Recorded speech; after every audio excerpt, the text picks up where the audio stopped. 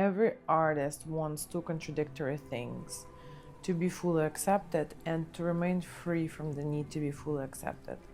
Something strange often happens when we finally get the thing we've been wanting for so long. When we finally go viral, people start watching, video takes off, and suddenly you're not asking yourself, will somebody like me? You're asking, what if they stop? What if I can't do it again? And what if success changes me? That same question was asked by artists in Paris hundreds of years ago. And some of those artists became so obsessed with it that they inevitably rejected success in general. Today, for many creators, it's the opposite problem.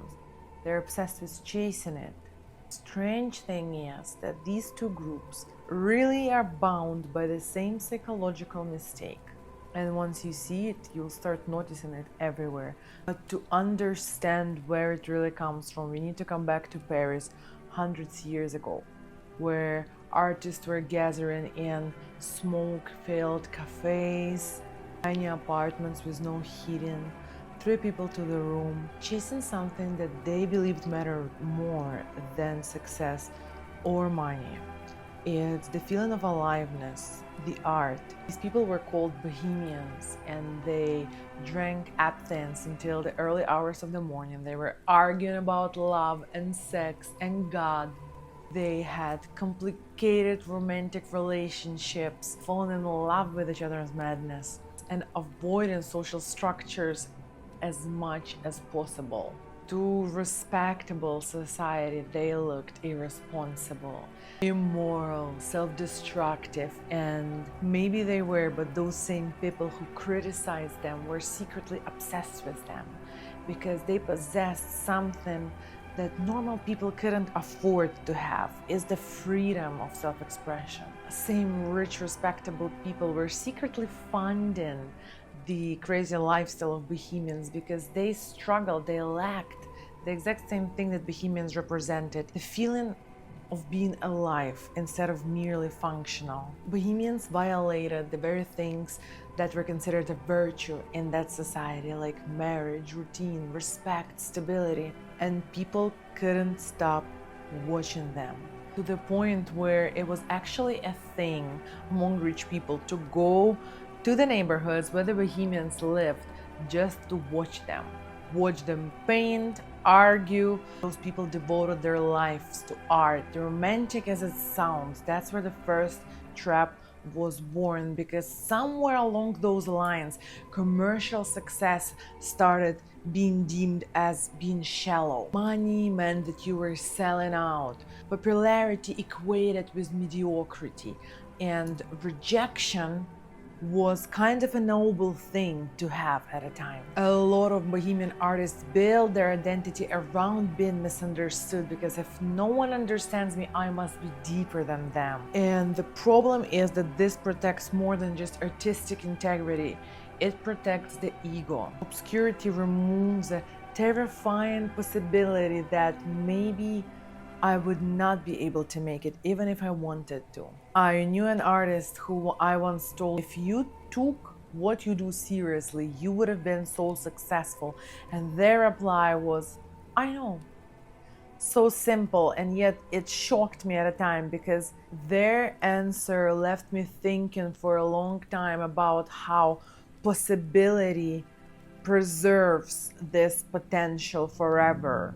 When the moment when you fully commit to your work, to your art, when you show up consistently, you risk breaking the fantasy of actually being special and being well received if only you tried. And so bohemians weren't alone in that trap, and a lot of artists and gifted people nowadays are still existing in a realm of potential rather than inevitability. And that's the whole point of this channel, to help gifted people really become great in the eyes of the world as well. But bohemians weren't entirely wrong. Today, we're noticing the opposite thing. For the most part, we're not afraid of success anymore, we're worshiping it.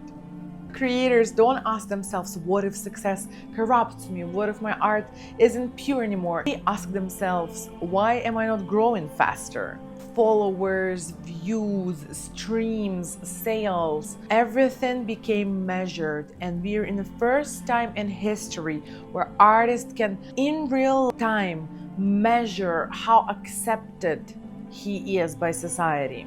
This instant approval or lack of it determines our behavior and our nervous system too, because when you go viral, your dopamine just skyrockets. Post flops, it just goes down. Consistently training our brain through that lens, we become algorithms' lapdogs. We stop asking what fascinates me and start asking what will perform better. Experimentation becomes so risky because you don't want to lose the existing approval you already do have.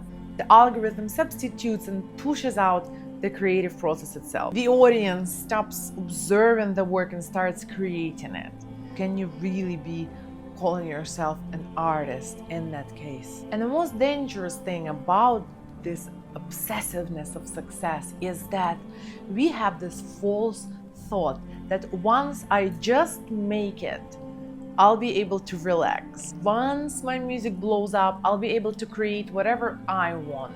I will not be restricted to following trends anymore. I'll get to finally relax and be myself. But the more recognition you have, the more expectations pile up, and expectations create pressure that can turn into performance, into just performing for people instead of being yourself. I experienced a small version of this myself when one of my videos went viral.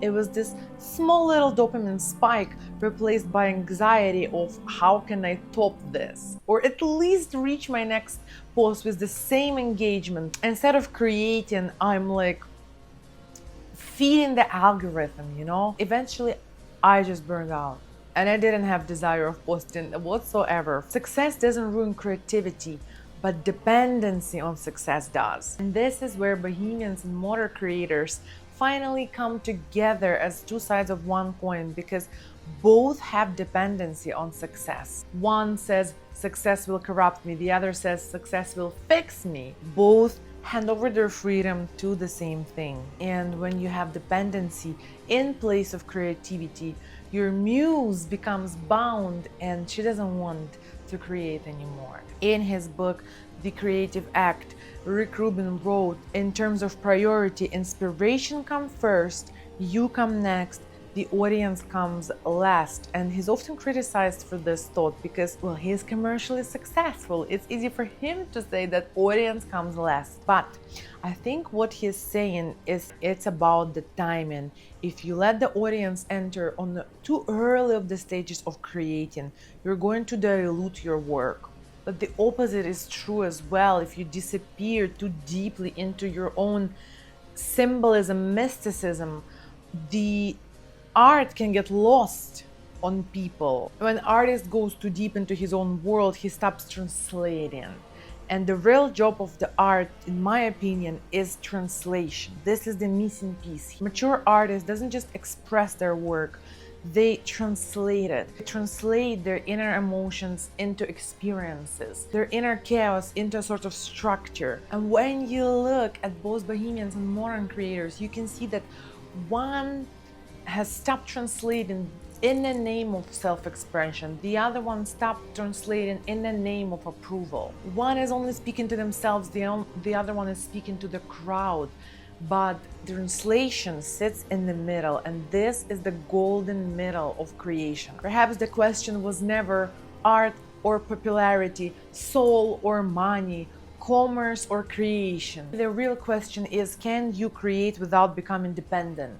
The healthiest artists that get the most success seem to do a paradoxical thing. They protect the sacredness of creation while creating, and then they contain that and move on to strategy. Perhaps this is that third path we were looking for, where you don't create for approval, in a position of approval, but creating to create, allowing your intuition to generate the material and then using your intelligence to help it translate to people. And it's these three stages of intuition, crafting, and then strategy that have to be in that particular order. Each serves their purpose Art becomes meaningful both to you and to the people, and you don't have to hide who you are or manage it. True freedom is when you're able to detach from both ends of the spectrum and create from the middle path. When praise doesn't create your art, but rejection doesn't stop it from happening. When you can return to the same blank page, the same camera or melody, time after time again, whether nobody is watching or the whole world is watching. That is the true task of every artist. If you enjoyed this essay, follow my channel because I plan to release many more. Stay wild and devoted always.